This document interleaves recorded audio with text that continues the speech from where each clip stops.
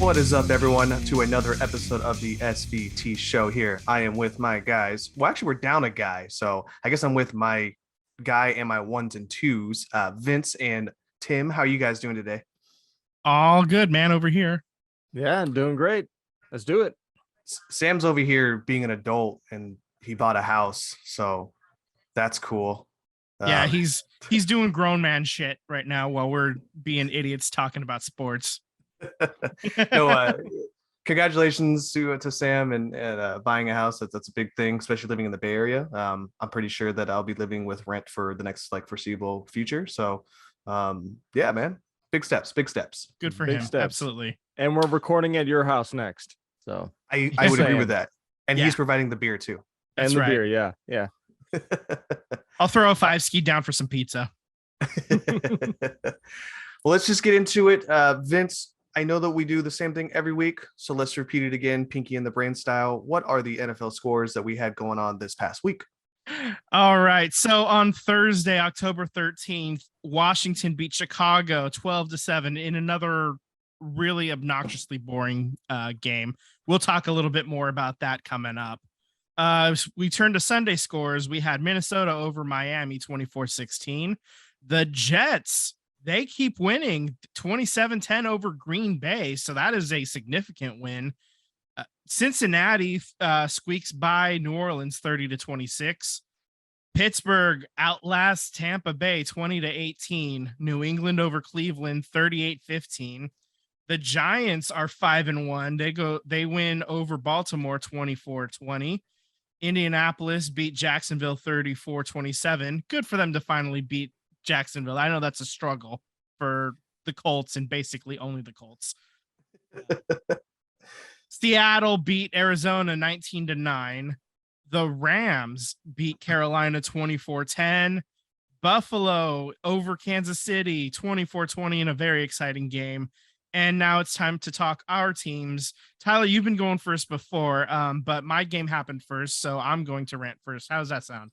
Yeah, it sounds good to me. Mine's right. just going to be celebratory anyways. All right. So, yeah, the Niners took an absolute shit in Atlanta. They fell 28-14 to the Falcons. And Yikes. I was watching the game and I was just what I was worried about, the floor.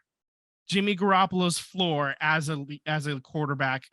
Obviously his ceiling, he's a very competent, good quarterback who can get wins done. But when he's not playing well, this offense just looked inept for most of the game. And it was rough because the defense showed up. I mean, Atlanta scored 28 points, but one of those touchdowns was a defensive score on a fumble that was taken back to the house. So it was the defense again allowed 21 points, and the defense did not play quite as well as they have in the other games, but that's also because they've been missing a lot of their players, and it's finally I noticed it has finally come to a head.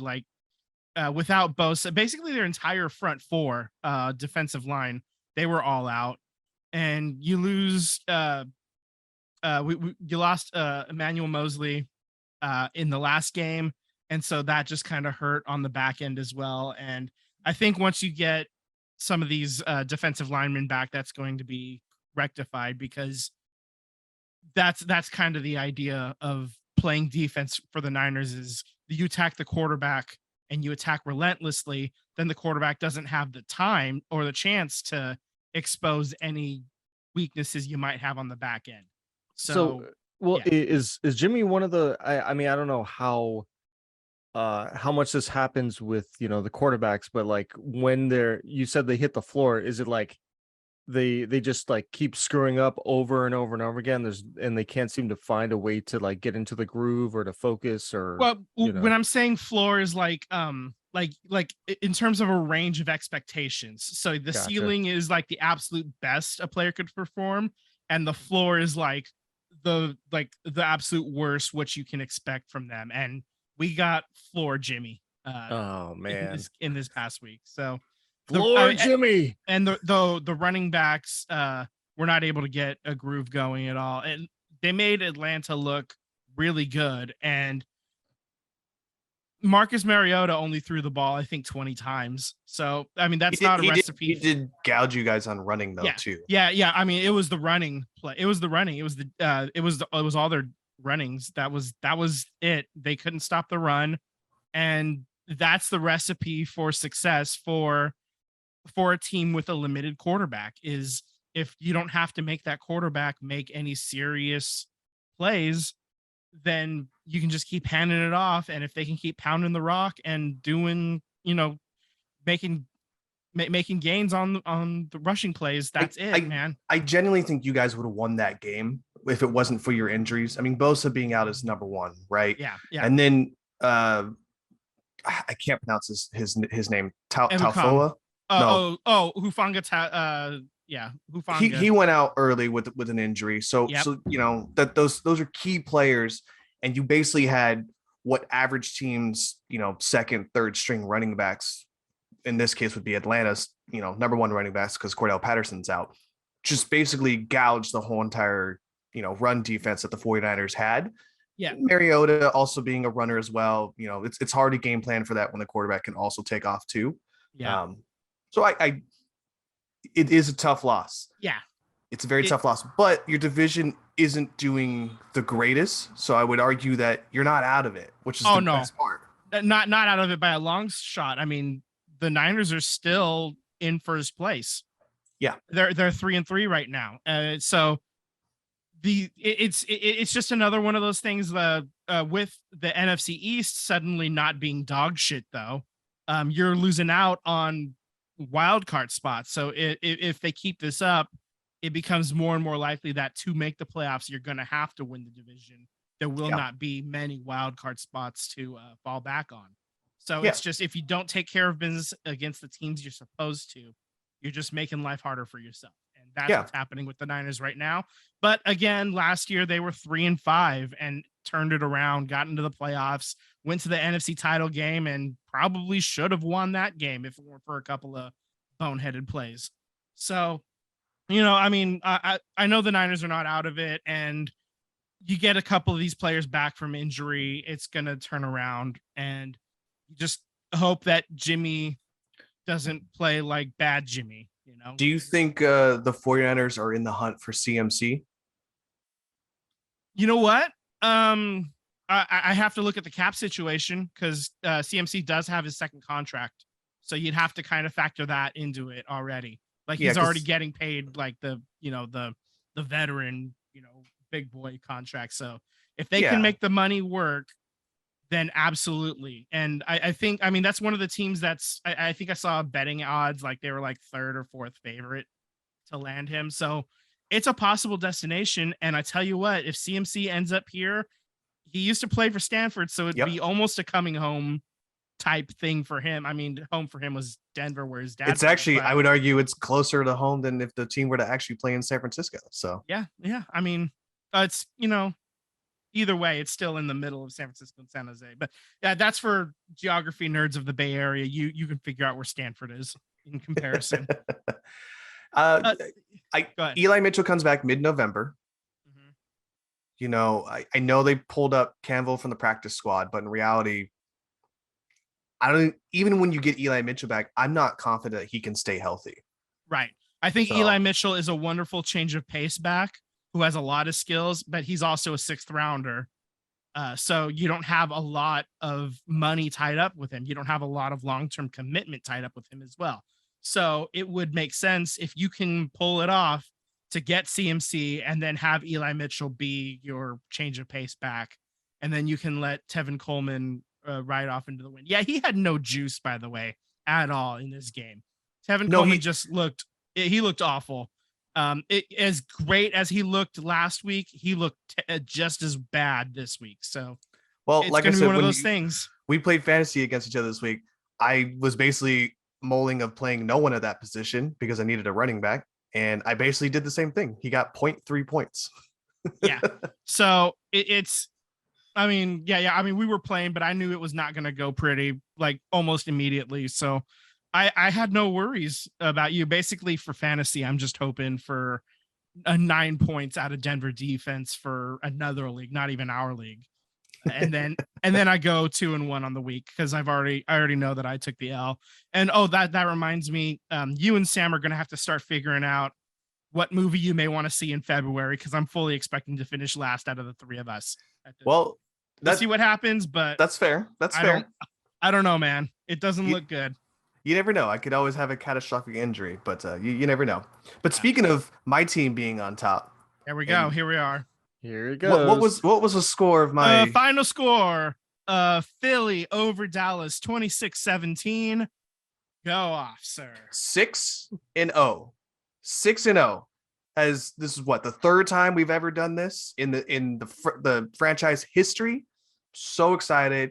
I cannot believe what my team is doing this year. To say that I had lowered my expectations, to say that I think it'd be great if they make it deep in the playoff runs.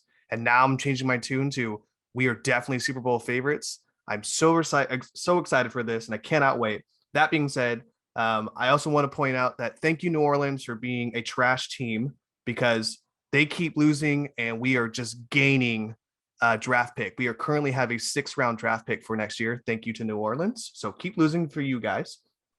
This game last night, we were up 20-0, and then I think 20-3 is how the half ended. Great dominant game. We also got injury riddled, and then things started kind of falling off the wheels there. You know, Dallas's running game started coming in. Dallas has this random tight end that I don't even know of. He started balling out. So to say that my team is bulletproof. Are you talking about Dalton Schultz? No, it wasn't Schultz. It was some rookie kid. But anyways, to say my team is bulletproof, they're clearly not. We do have some weaknesses, you know, just like any other team going through the course of the season. We're going to be injuries. You know, we just got to work our way through it. But what a hell of an effort. You know, we had players out and we still pulled out this win. So cannot wait. Moving on to the next one, week 7. Let's go. Let's try and go 7-0, baby. All right. So we have a couple of other side notes. I had highlighted earlier about the Thursday night game being garbage. So you have a note in here about Thursday night football. You're basically asking, is it going to last with Amazon's viewership being down and back-to-back bad games? So what do you think so far at this point? Yeah, I mean, Amazon's I think they signed like a 6 or 7 year contract or something crazy to have this. Something ridiculous. Like that, yeah. So they're obviously, you know, first year they're going to have to write it out, but I guarantee you the NFL Network is just salivating, having a great time knowing that they sold what appears to be hot garbage, and nobody's watching it. One, because it's on a weird platform that nobody's really watching, and 2, they've had back-to-back games that are horrible. So, you know, they're not going to get rid of it.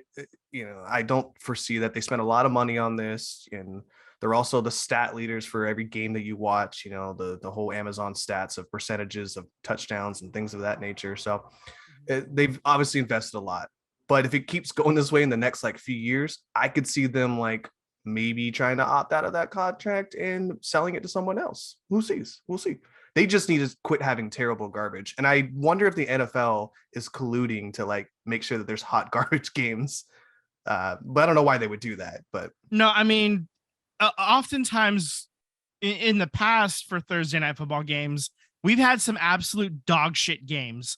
But the thing about it was at least one team would put up points.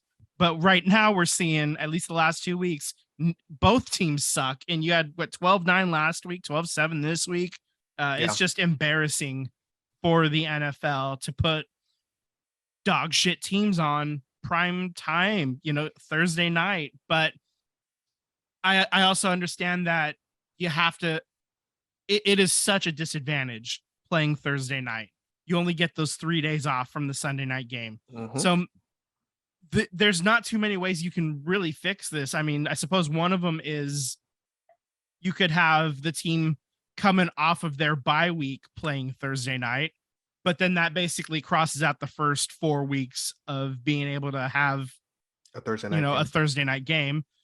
The other way to do it is, maybe you have again, it's just limiting the schedule at this point. That's the only way to really, I think, do it, because every team playing on Thursday night that's it. They're doing it to make, it's just a money grab. It's not about player safety. It's not about any of this other stuff.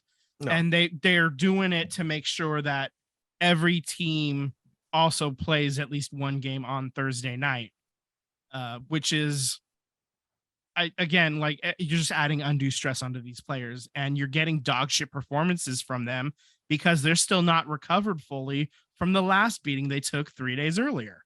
Well, you And- also got to add too that they're flying to Europe. They're playing games in England. The next one's going to be in Munich. They're playing in Germany. So Yep. I mean, so yeah, we're adding a lot of extra stress onto these players for money grabs. So, and this is not new. This is, the NFL has been doing this forever, and it's just it's disappointing. It's disgusting. I just wish that they would stop with the Thursday night nonsense entirely. This doesn't benefit anybody. If you wanted to do like a Saturday night game and then like a Monday night game, I could see a case being made for that, like a special Saturday night, special. I think that's been whatever. talked about. Yeah, I mean, they've talked about it, and they do that on occasion in December, like the last few weeks of the season. But I think the biggest issue is college football, and they're trying to not just take a shit in college football's punch bowl. Yeah, So, I mean, the SEC is literally the biggest contributor of NFL players, so you wouldn't want to bite the hand that feeds you at the same time. Yeah, you don't want to like overshadow the college product. Yeah. Yeah. Well, and also just because it's on Amazon, the like a lot of people who have Amazon Prime don't even know that they have it. Like, Yeah. Amazon is not great at letting you know what what services you have, and so if the ratings are not great on watching these games, it's like I'm sure a lot of people have no idea that they have that service. I haven't looked into like what the package is, if you have to pay extra or what, but it's just, I think a lot of people just have no idea that they have access to it, and so they're not watching, or they don't think of Amazon as like, that's the place I'm going to go watch sports, is Amazon. It's the place where I go order stuff and get it 2-day shipping and all that. Because they're dealing with that with all of their own content. It's just like they really had to push the Rings of Power because nobody like knew that it was coming out. So anyway, yeah, there's just two things I watch on Amazon Prime. It's The Boys and oh geez, I'm drawing a blank here, but the animated cartoon with the superheroes. Invincible. It's two things I watch on there. Yeah. I mean, but to that point though, it's an awkward platform. Yeah, I'm not. Yeah, my brain doesn't say, oh, sports, Amazon. That doesn't click. Yeah, Exactly. no, it is. Yeah. It's even using it like on my TV. It is not intuitive entirely, and it's just it's a sloppy platform. And they have a little ribbon on Thursday night saying click here for Thursday night football. Yeah. But I mean, I'm not seeking out Thursday night football unless the Niners are playing, and even then, I'd have to check. But I think we might be able to watch like the local team on like a CBS or something like that. Like I think they let the local channel play the local team if they're on prime time. Like it's the same way that in the past, like the Niners would be playing Monday Night Football. And if you don't have ESPN, they still want you to be able to watch it in your market. And so they would put it on ABC as well. I also want to get rid of that too. That I want to get rid of blackout. I think that's the stupidest thing in the world. Because I can't watch it because it's not sold out. I can't watch a game in my local market. I think that's the most ridiculous thing in the world. Yeah, I mean, Yeah. that's not something we have to worry about anymore now that the Raiders are gone. Oh, shots fired. Burn! He No, can't even defend himself. no, yeah, so I agree. Like, blackout sucks. I do remember because my brother is a Raiders fan as well, and in the early to mid 2000s, after the Raiders started sucking again, there were seasons where like my grandpa and my brother could not watch Raiders football because they didn't hit their 62,000 paying Seats. customers, Yeah. seats sold. So, and it sucks for them. And I remember going to some Niners games where when the Niners were sucking, but I guess the Niners were able to finagle around and were able to buy up enough seats themselves so that way they avoided the blackout. The Niners have never been blacked out as far as I remember, but they did have some lean ass years, and it was definitely, they announced a sellout because they did technically, but I mean they sold out by basically just not selling any of those tickets and eating the cost and buying them themselves. So yeah.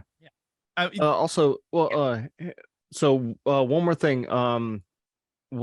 So Thursday night football it seems like a throwback, right? Like, well, wasn't that always the thing back in like the 90s and stuff? Or like it's always been something where it's like Thursday night football. No, it's relatively new. Okay. Yeah, so I would say in the last 12, 13 years. Yeah. Maybe 15 years. Yeah. Something like that. Like it's fairly recent. Okay, because like I thought maybe the reason why they're keeping the Thursday is because, well, they're like, hey, remember Thursday night football? Yeah, we're gonna continue it because it's Thursday night football instead of it being actually like, actually helpful to the league at all. No, it's literally just a pure money grab. And basically it started off because of like Thanksgiving. The Cowboys and the Lions both play on Thanksgiving because tradition. That wasn't even the tradition. They just changed it because of the PC. The Lions were the tradition, and then the Cowboy, and then Jared Jones comes in and says, "We're gonna do that too now." And so, because Jerry basically runs the NFL, the Cowboys play on Thanksgiving now too. Oh, so man. that's kind of how that worked out. That's how it started. And I also remember when back-to-back years it was Cowboys and the Washington Redskins used to play against each other, but then that became un-PC real quick, and then that didn't happen. They moved Washington out of that particular spot. I don't know why though. It's weird.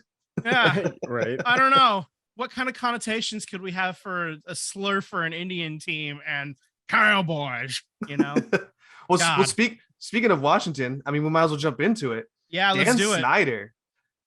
Jeez Louise, man. I'm curious about this. So Dan Snyder allegedly hired a PI to gather dirt on all other owners and including the commissioner, Roger Goodell, in lieu of Snyder being accused of workplace misconduct and sexual allegations. Do I think he has actual dirt and garbage on coaches and owners? Hell no. I don't think he has a single thing.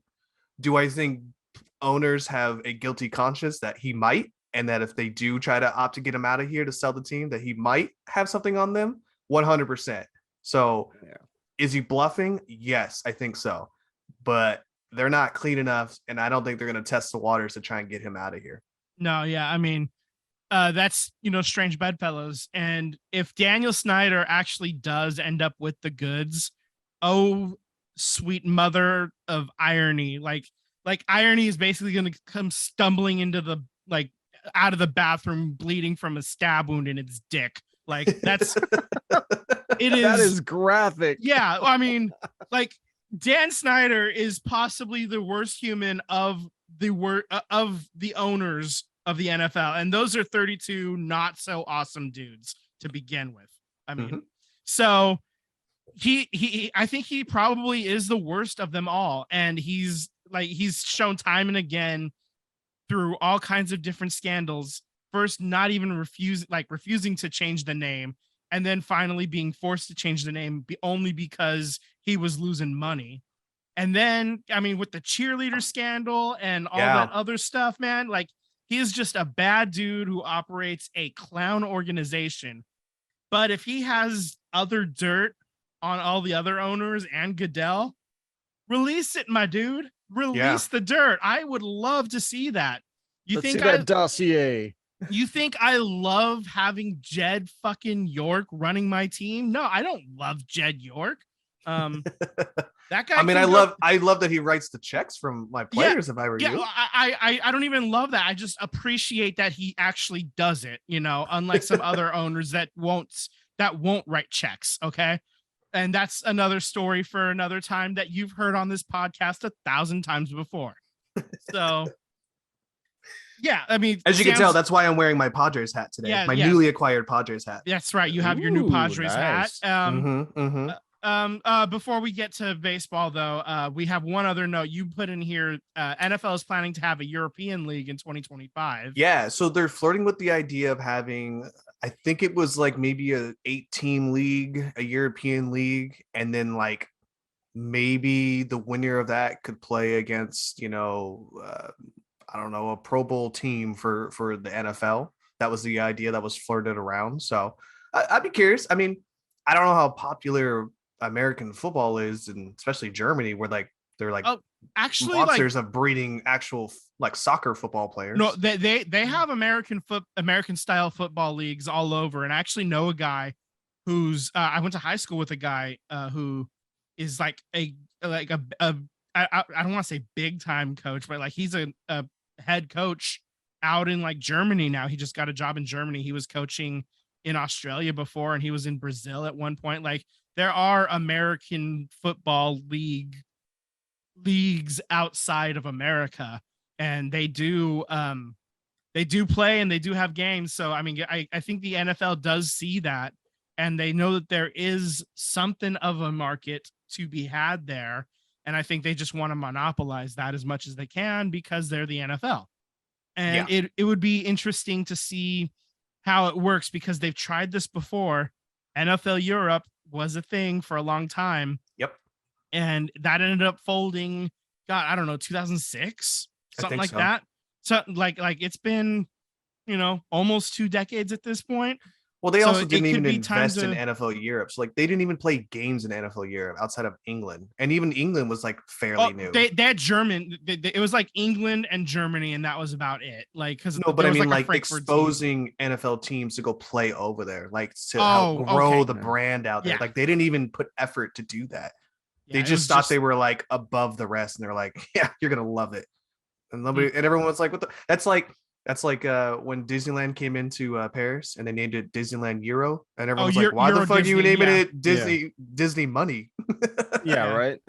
Yeah. So yeah, I mean, so a little rebranding, and they tried rebranding NFL Europe into like Europa NFL or something like that. Like, and that didn't really work either. And that like league the folded. Europa leagues. Yeah, a little bit. Yeah.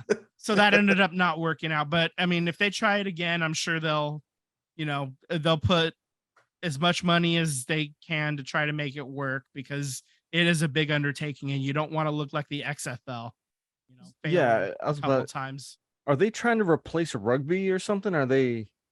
No, it's just another option. They're not Okay. trying to outright replace it, but they are trying to sell the game outside of America. And They were trying to do it in Australia as well, because I know that you had mentioned that your friend was coaching in Australia.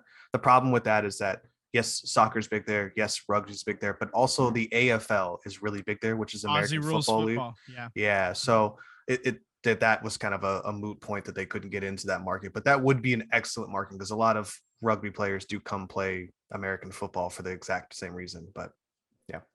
All right. So I think that kind of wraps us up on football for the week. If you want more, you want to hear us talk about it more, I don't know, rewind, listen to it again. Rewind. Play it in reverse. Play it in reverse. You'll actually hear instructions from Satan when you spin it in reverse, just like those Beatles songs, man. Okay. So let's turn our attention to baseball. We have playoffs happening, huh? So your team, I'm very happy to say, proved me wrong. The Padres beat the Dodgers, and they are moving on to the NLCS, playing against the Phillies. Oh, I was going to say the Phillies beat the Braves. So that's your matchup for the NLCS is Phillies and Braves. I'm going to let you go off again. You have your fun. My bracket's I apologize, moderators of YouTube. My bracket is so fucked. Like, I don't think I got a single team right. I picked the Braves. They're out. I picked the Dodgers. They're out. Oh, I guess I picked Houston. I got one out of the 4 remaining teams. So, well, Cleveland and New York are tied 2-2, and that game is being decided today as we're recording. So we don't have an opponent yet for the Astros. God, I hope but it's Cleveland. I really hope it's Cleveland. But yeah, can you imagine like 3 underdogs and only one favorite team to make it to the championship series? That'd be great. I I would would love love that. that. Yeah, Yeah. yeah. I think a lot of baseball fans would love that outside of Dodgers, Braves, Yeah. Yankees. You know, the teams that lost, they probably wouldn't love it too much, but everybody else, all about it, man. Are you kidding me? I'm loving this, and I hope the Padres keep doing well because that's that'd be good for you, good for the psyche, good for the new hat. It also I also bought a New Jersey too. So I bought a Padres. you bought New jersey. Jersey. I didn't realize that state was for sale. What? Oh man, I wanted it. did. The Damn it. Garden State is now mine. Okay, no. It should not be called the Garden State, by the way. It should, anyways. Moving anyways, on. That's another discussion for another podcast. I bought a New Jersey. All right. Let me tell you something. When you're in a toxic relationship and you just carry that baggage, and no matter where you go, you just always have that baggage with you. I bought a jersey, but I made sure I bought it with no name on it because I don't know if the player is going to be on the team next year. That took I didn't know where you were gonna go with that. You were like, oh, domestic abuse? What is happening here? I know. No, I mean, as an A's fan, I understand exactly what he's talking about. It's the reason why my sick ass Kelly Green jersey doesn't have a name on the back because I didn't want to put a name of a player who I love, but is going to be gone in another year or two. So, and wouldn't you know it, all those players are gone. If you're gonna brag about this, we got to see some pics. All right, we got to see big smiles in the jersey. Yeah, put it on my ETA on it. It's supposed to be November 2nd. So I made sure this weekend that I bought a Padres hat so we could at least showcase that for the show. Nice. But I hopefully, November 2nd, that's about the tail end of the World Series, I would say. It could arrive in time if the series lasts long enough. Yeah. Yeah. I mean, I have it, but who knows? Maybe that's my celebratory jersey because they won the World Series. Who knows? We'll see. I have big hopes, big dreams. And again, I know they're playing the Phillies and everyone's like, well, aren't you an Eagles fan? Like, don't you? Again, my dad's side of the family is from Philadelphia. When the Warriors and the A's were in Philadelphia, I did not grow up as a Phillies fan. Though I am rooting for you. I'm not against my Padres, but if you should choose to beat my Padres, I'm definitely going to go for the Phillies all the way to win it. Yeah. You can be a fan of multiple teams. Yeah, it's you okay. Can. Yeah. Whatever. Who cares? Yeah. Who knows? Maybe I'll buy a Phillies hat. Who knows? What the hell? You just said the magic word, and that magic word was Warriors. And yes. The Warriors decided to start spending some money. They did. They not you can afraid just to... you can literally read this for verbatim and I am gonna do it. Doc notes. It is perfect. Let me just okay, here we go. Pool's deal at 140 million, 123 million guaranteed, according to reporting by The Athletic. Incentives could inflate the salary by an additional 17 million over the lifetime of the contract. 23-year-old Poole will earn 3.9 million in this upcoming season before his extension triggers in 23-24. And Andrew Wiggins signed for 109 million 4 years. He took a bit of a pay cut, nearly $10 million per year for 4 years, to stay with the Warriors. 27-year-old will make 33.6 million this season, which drops to 24.3 million the first year of the new deal, then bumps back up a little bit to 26.3 in the second year. Wiggins' extension is also reportedly including a player option in the final year. Wow. So you like that? You like that? Yeah, I do like that. So Wiggins and Poole are locked up. Draymond's extension is looking further and further off in the distance. And I was about to say, I was like, what does that mean for Draymond? So he's definitely gonna opt in. He'd be stupid not to. I mean, yeah, he could go play somewhere else. He's not gonna get paid max money. He'll get paid probably on the lower scale, maybe a veteran's minimum. If I would say he could be like one of the exceptions, If he, I think he's gonna opt in, and I think if Steph and Clay play another year following the 2023 season, I think he'll take a 1-year contract, kind of like most veteran players do towards the end of their career. They'll take a 1 year. I think that's what he'll do. I think he'd be crazy to leave. But Draymond's also a wild card, so if you watch Sunny in Philadelphia, he's a wild card. So he could do anything he wants to do. I think my mind says he'll stay, but I also have in the back of my mind that he may go wherever LeBron wants to go because they're like best friends and they do like everything together. So we'll see. I'm curious to see the Draymond situation. Do I think his punch quickly gave the contract extensions to Poole? 100%, without a doubt. As soon as that punch was taken, Poole was about to sign that contract the next day. They just had to wait it out a little bit. Now, do you think people still remember the punch though? I mean, it's been yes. what, a week? Okay. Yes. Because Yes. I totally 100%. forgot about it. I was just yeah. Anybody the news of in these deals, anybody living in the basketball world is not going to be forgetting about the Draymond punch. They still talk about Draymond kicking LeBron in the nuts in 2016, man. Like, they still talk about Dray. No, it wasn't. Well, it was him too. They still talk about Draymond kicking Steven Adams in the nuts in the 2013 playoffs or 2012 playoffs. 2012, yeah. So I mean, like, anytime Draymond does anything, it is hyper focused because he's a player that lives on that knife's edge. You know, new media. Yeah, the new media, man. You know. So yeah, and every now and then, like, you know, he crosses the line, and when he crosses the line, NBA does not forget it. NBA fans, players, all of them, they remember it, and they'll let him know, and they'll be talking about it for years to come now. Winning will cure all. That's all I can tell you. Like you say winning, you get to the playoffs, you win. Everyone will forget everything about the punch for that season. They'll just be like, remember when that season started with a punch, but then we won a chip? Like, winning cures all. You know what I mean? Mm-hmm. So I do want to point out that Patrick Beverley was on a podcast recently, I'd say like maybe a couple weeks ago. Oh, I guess it would be a week ago now. And they asked him if he thinks that he's the new media. Does he associate himself as new media? And he goes, I don't know, man. I have never heard of a media player punching a player. Okay, can you define this for me? Because I'm like, what is new media like?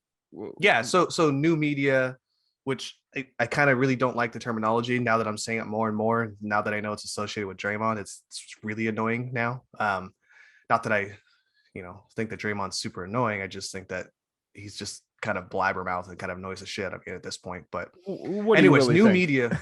Yeah, new media is basically the new age of like players and podcasting people, things of that nature that are more in tune with what's going on in the real world and what's going on with players and like society of things of that nature, where old media is so focused on like the X's and O's and shit. Exactly. Okay. Yeah, or you can go into more depth with like the racist ones that just kind of feel like back in my day, players shut up and dribble. People. Yeah. Okay. So the definition that I know is the definition that it is. Okay. Because I thought this had something to do specifically with like basketball or like, okay. Well, it's kind of starting with basketball, but it's like old world wine versus new age wine, where it's like the grapes are livelier, they taste better, they taste more fresh. Where old world wine is just like old grapes that have been there for like thousands and thousands of years, right? So It's that concept of like they know what they're doing, but they've been there for so long that it's almost like gross. I don't like it anymore. That's the idea of what new media is trying to say. Yeah. Cool. All right. And that's been my TED Talk on new media. Here we are. And thank you, Ted. Okay. Subscribe for more insights. Yep, that's right. Drop an email, svtsportspod@gmail.com. Okay. Plug. Yep. There we are. So let's just turn our attention to the ice because we're gonna rip this Band-Aid off. The Sharks, after losing their first two games in Prague, they lost their home opener 2-1 to Carolina on Brent Burns' first game back in the tank. And the way they lost that game, it was rough. They got the first goal in the first period. They surrendered the game-tying goal in the second period, and with a little under 2 minutes left to play before they hit overtime, the game-winning goal scored by Carolina put them over the top, and the Sharks were off. They're off and running. heading for that number 1 draft Mm. pick, man. That's That's what's about happening. running. I would say, when you run downhill and you're going too damn fast and like your legs can't keep up with your body going in forward motion. Yeah. I feel like that's us. We're about to tumble. It's like those guys running after the cheese wheel in England going down the hill. Yeah, man. Yeah. Yeah, those people are nuts. Yeah. Yeah. Those are some fun psychopaths I'd like to have a beer with at some point. So Brett Burns' return night, they played a nice little video tribute for him, and then they went on. He didn't really he didn't get on the board or anything, but he played pretty well, and it's kind of rough to see, man. You get used to having a guy on your team for 11 years, and then they send him away, and he comes and plays, and he's not going to be playing like 26 minutes for them because they just play way too fast paced. But those 22 minutes, 23 minutes he's going to be playing, they're going to feel like 28 just because that's how much faster they're playing. Isn't I could be wrong on this, but isn't the head coach for the Hurricanes, wasn't he under the coaching tree of the Penguins? Is that why they play so fast? Rod Brindamore. No, I think he just played with them. He played with them. Okay. I knew there was some connection with the Penguins. Yeah. I mean, he played with. Yeah, I mean, he played with a lot of teams. Played but forever.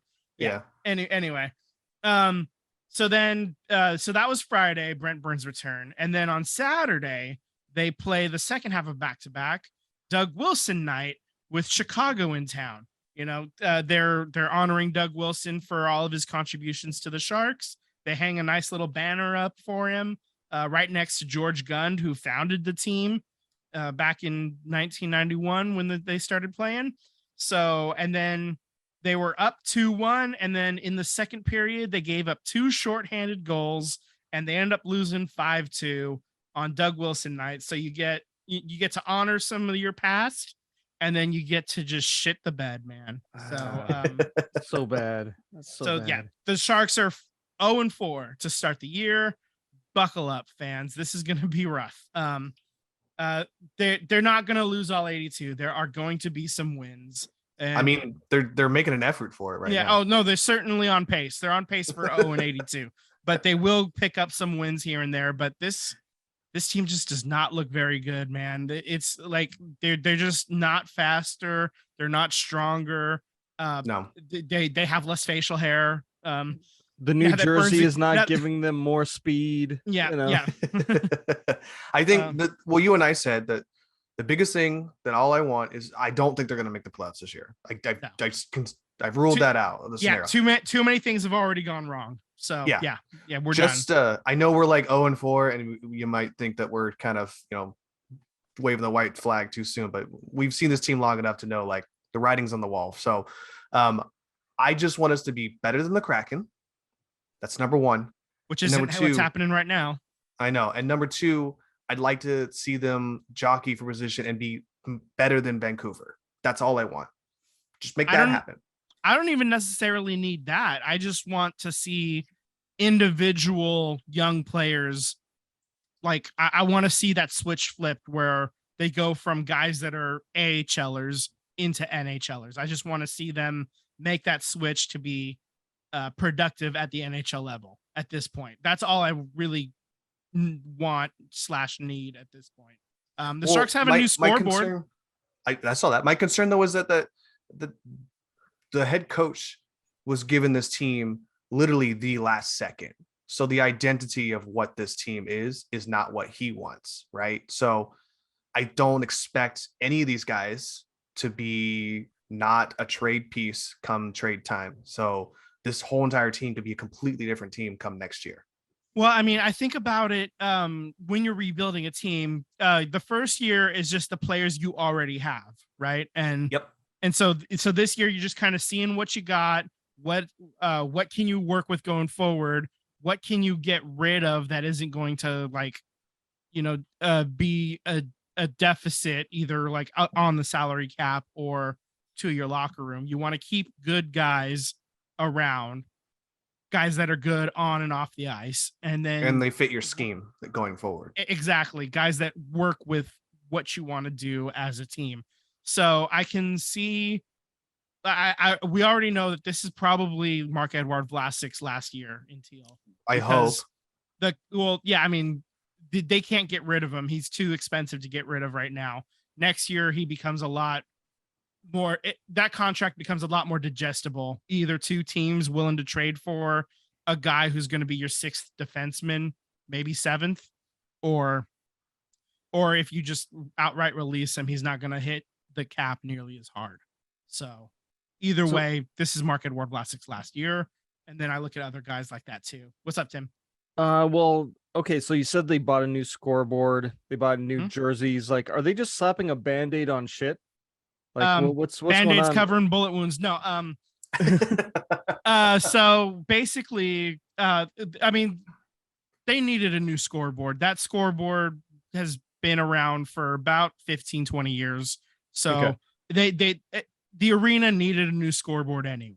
Okay. And then in the NHL, I believe you have to, I think it's every 5 years you're allowed to make tweaks to the jersey, because if you they've determined that, and the rules say that you're not allowed to make changes to the jersey until 5 years, because otherwise you're basically forcing fans to buy a new uniform every year to support the team, to stay updated.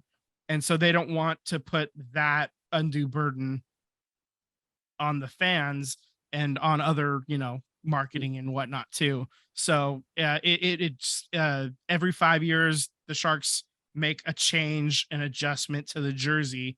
And this cycle, they got rid of a lot of the orange that was on there. The only orange left is from the stick.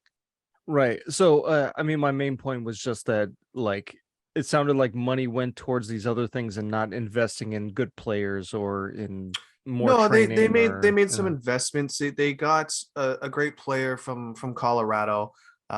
They gave out extensions to Timo Meyer and I think one more, and I'm drawing a blank. Well, I mean, in the middle of the season last year, they gave a massive extension to Tomas Hertl. Yeah. So they are. Yeah, it's true. Yeah. They are paying for players, but what I'm getting to as well, Tim, is that we got a new GM, we have a new head coach. So this year, like Vince said, this is a player personnel, see what you got, that's why I expect trade deadline, you'll start seeing some trades happen to fit the mold that the head coach wants. So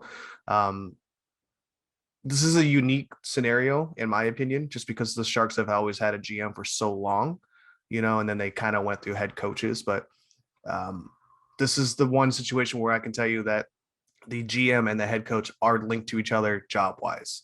So the GM picked this as his head coach. This is the guy he wanted. Sorry, a car with no cat just drove by. This is what he wanted, and I think that if it goes up in the flames, they both go up in the flames, So it's kind of this year's loosey-goosey, have no expectations. If we make a playoff, that's exceeding expectations, in my opinion.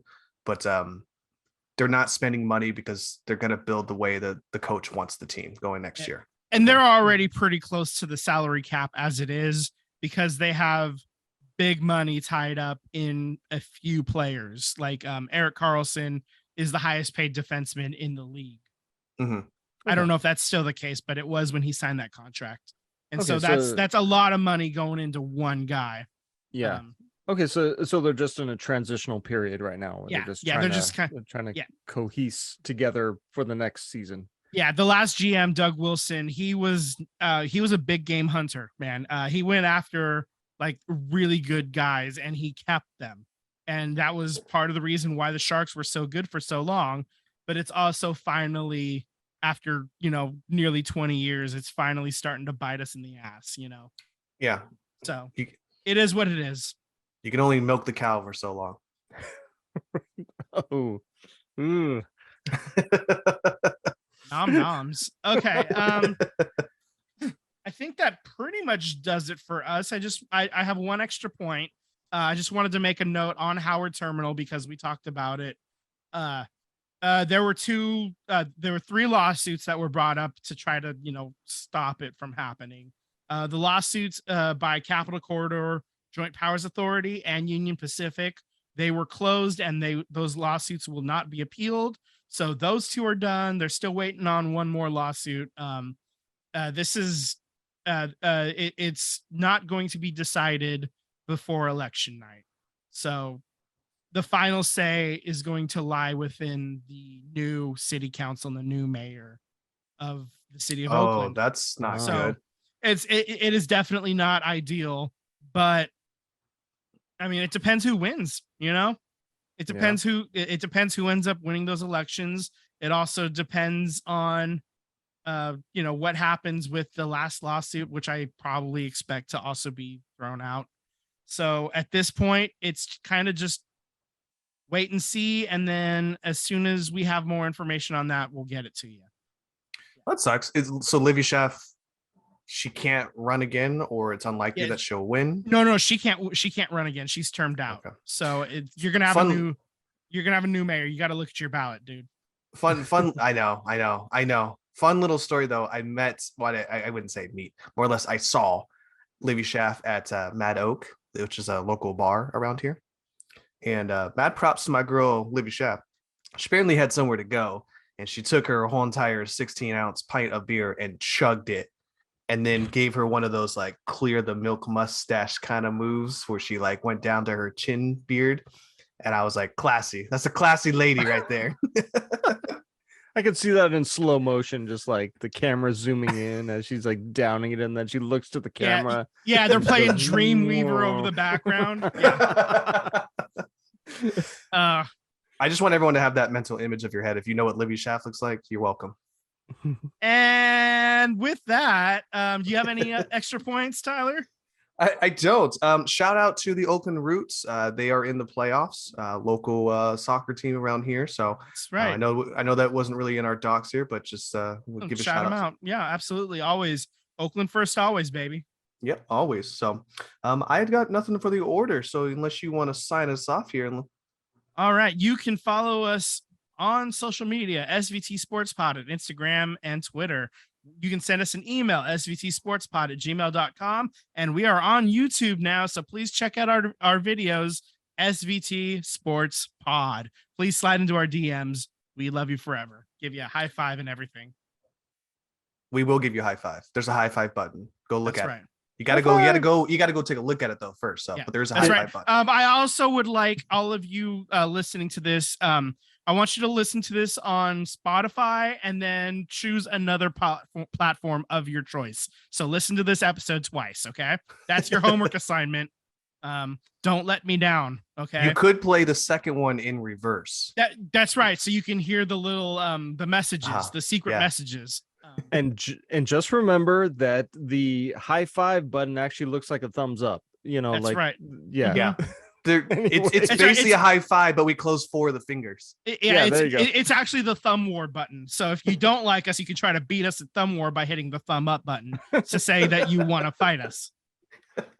All right. So I guess that'll do it for us, huh? All right, fellas. So. Well, you guys have a great night, and we'll do it again next week. All right. Sounds good. Later. Sounds good. Bye. Later, guys.